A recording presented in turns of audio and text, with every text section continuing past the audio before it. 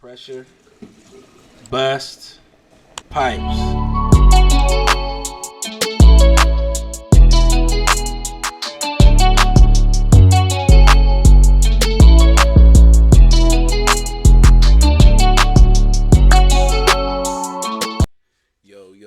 Yo, what's up? What's up? What's good, man?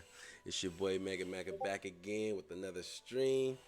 So today is a very interesting day for Hunters Arena Legends. I keep wanting to say Hunters Legends Arena, but Hunters Arena Legends because patch 1.5 has finally dropped. It is officially season 1, and now we playing for keeps. We are also going to be doing a tier list at the end, so we're going to be getting ready for that. Now, as far as the tier list goes, understand that this is a tier list based off of how the characters have been in the game thus far. I know there's been a couple of little buffs and little tweaks here and there to a few characters, but I don't think things have changed drastically. So this tier list is going to be based off of what's been said in the community about characters and also personal experience. You know what I'm saying? But we about to get into this tier list though, you feel me? About to get into this tier list, you know what I'm saying? We about to have some fun with this joint right here, man. So, let me take the glass shades off, you feel me?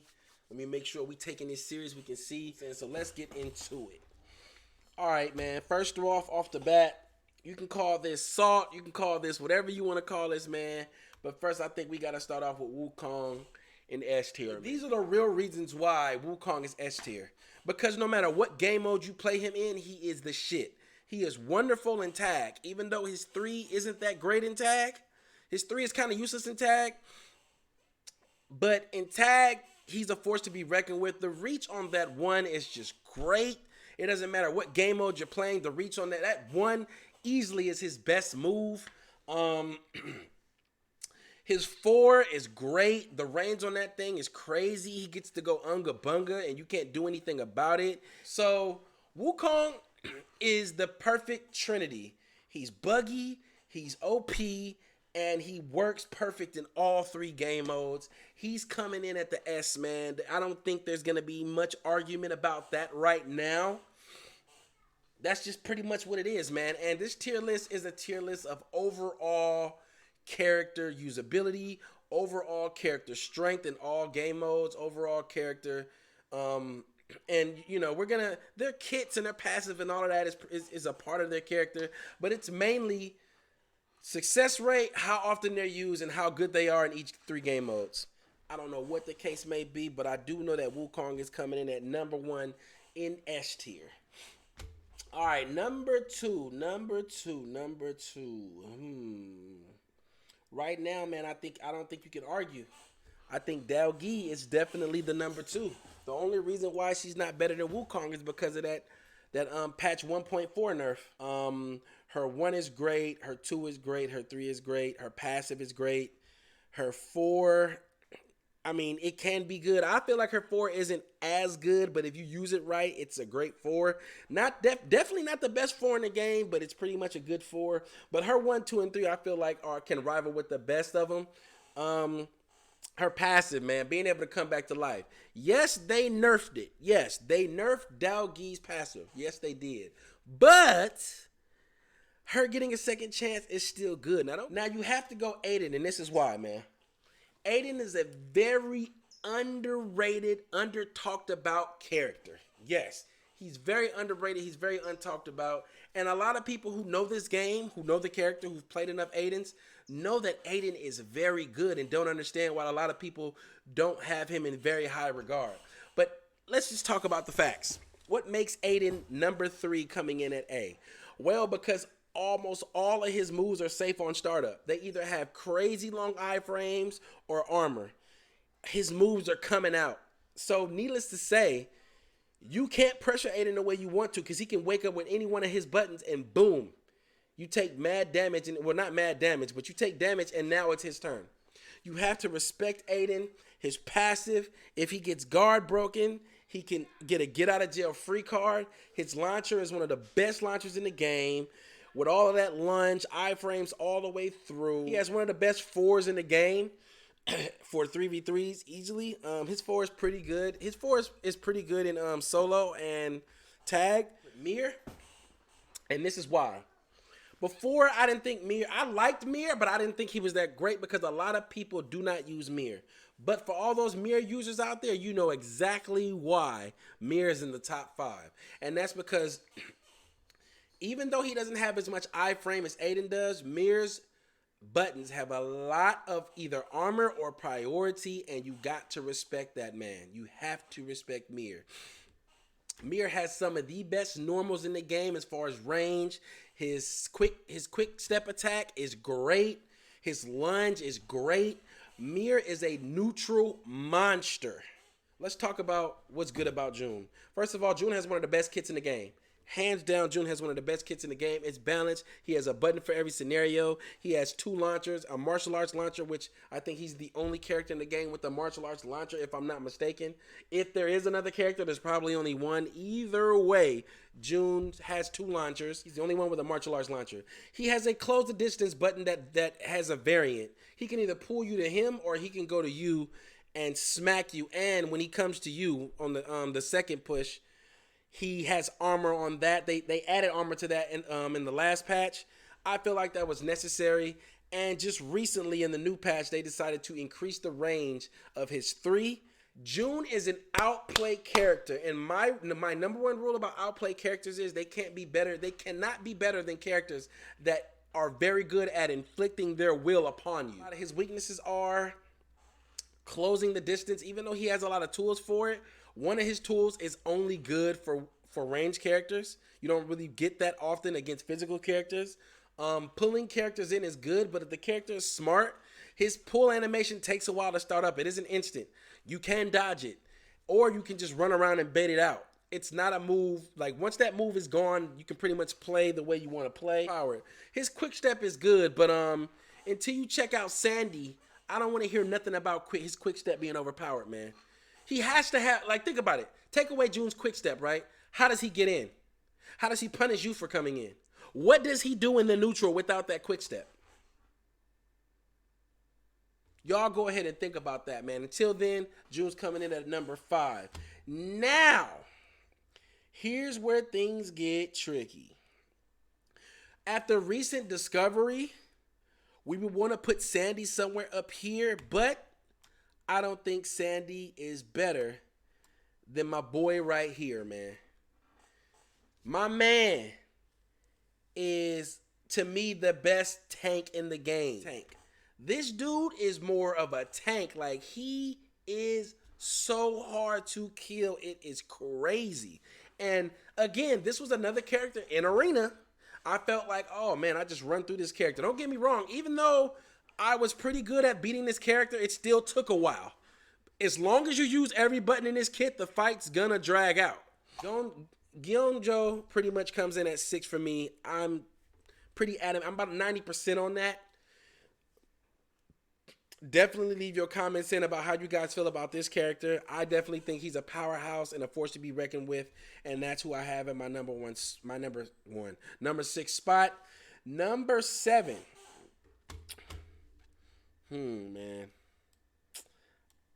I'm tethering between these two. man. I don't know. What do you think, Tharis? I know you're pretty high on Sandra. What's her name again? Sandy? Yeah. Her name just always eludes me. It's just such a weird name compared to all the other characters. Sandy? But I feel like Mimi, bro. Mimi's up there. We're going to go in with Sandy and then Mimi. Okay, so I know a lot of people are like, Sandy? What? I felt the same way. I rarely saw her played, and when she was played, people were just piss poor with her. But again, I fought actually a good one today. I fought a good one, and she took me out. And I fought a good Sandy in tag, and I lost to him the first time and beat him the second time I ran into him. This character is one of the lamest, hardest to catch, impossible to punish, damage-dealing characters in the game. Yes, you heard that correctly. She has a passive that allows her to quick step out of any and everything. Her buttons are don't get me wrong, her cooldowns are kind of atrocious, but her one comes back quite frequently. So if played right, she can whittle you down to nothing. And if she catches you without your burst, she will nuke you. Yes, she will nuke you. She's definitely higher on my characters to learn radar now that I figured out what I figured out about her. I like movement characters, and she moves with the best of them. I dare say her movement is even better than June, but we'll see. We'll see. There's more to be discovered, but her movement might be a little better than June's, man. She's definitely gonna come in at 7, and the reason why she's coming in at 7 is because all the other 3 characters have better kits. They're just better. They have better kits. They're either better at damage, better at defense, better all around. They have better kits easily. And I think the reason why I kind of wanted to put Mimi in front of her is because Mimi's easier to play. She's really not easy to play at all. She's one of those characters that if you don't know the play style and you don't know the matchups, it's going to be so hard to win with her. Her movement is absolutely better than June's. Exactly. Her movement, she's definitely probably the best movement character in the game by far. I'm going to bring her in at 7. Mimi's going to come in at 8. The reason why I'm putting Mimi at 8, man, is because she can easily be 7. You seen I wanted to put her at 7. But Mimi's coming in at 8, man. Mimi's kind of a wrecking ball, man. She's a powerhouse. She has pretty good normals, man. Her normals hit hard. She doesn't have the best range. Her step attack is okay. But when that girl hits you, woo! When she hits you, you are going to feel the pain. I feel like a lot of her 4 is really hard to use. You have to know how to set it up, but it can be used correctly. I love her 2. Her 2 is one of the best 2s in the game to me. It shits damage. It procs her passive and just does a fuck ton of damage. I think her 2, she's one of the piano characters in this game. You definitely want to go 1, 2, 3, 4 with her. And it works. You just have to time it right and make sure that they don't have a breaker. Because if they have a breaker, you've blown all your buttons and now you're stuck in neutral where I don't feel like she's as strong. I definitely understand why Gyeon Hong is going to come in at number 9, man. Even though the character can be only played one way, he is strong. He is very strong at the way that he is played. Again, solos, good but not that powerful. Trios, better but meh. But tag, oh my God, this character. When I tell you I ran into this character in tag and it was excruciating, I am telling you, when I ran into this player at tag, it was excruciating. And usually I love drunken master characters, but the way people play this character is so annoying. And it just promotes so much salt that I don't even want to play him. That's how disgusted I am with how good the character is and how you have to play his game. It's nasty, man. But that's going to bring him in at the number 9 spot. And then barely squeaking by at the number 10 is going to be Yeon, man. This was one of the first characters I started off with. I love the character.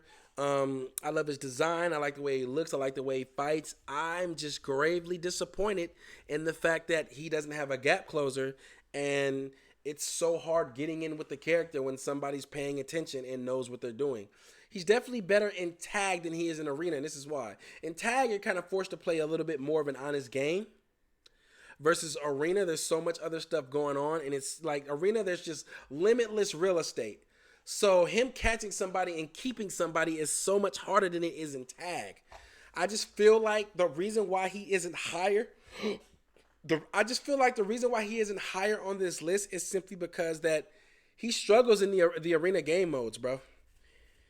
He's definitely best in tag, and then 3s and then 1s. Is that his 4 is unusable in Battle Royale. It is just terrible because you never know when somebody's going to come up and just drop ult on you on your lifeless body that's laying on the ground. It is just not usable, man. He's just not a Battle Royale character right now. Momo's going to be my very last A-tier character because I feel like I would get so much I would get so much BS for not putting Momo in A, especially if she's still 11th on the list. So yeah, if you look at the rest of these characters, Momo's definitely the best character out of the characters left. So yeah, we're gonna put Dara in B. Corrections made. We're gonna put Momo behind Dara, and then we're gonna put Sam Jung. Sam Jung, I feel like, is a good all-around character, man. The only reason why he's not higher is because his kit is trash. They need to fix it and do some tweaks to it. I dare say it's bugged. It's not really bugged, but I dare say it's bugged because his kit is kind of trash. He's only good in the 3v3 mode to me, and then tag, and then solos. Tag, he's a lot. I haven't ran into too many good ones, but he's a force to be reckoned with in tag. He's no slouch. But I feel like in trios he shines the most because he's like a support champion. He's good at B tier. He's good at B tier number 13, right? 1, 2, 3, 4, 5, 6, 7, 8, 9, 10, 11, 12, 13. Yeah, he's good at 13 spot is good for him. And then we have Aura. I feel like Aura comes in. I think she's good in C tier.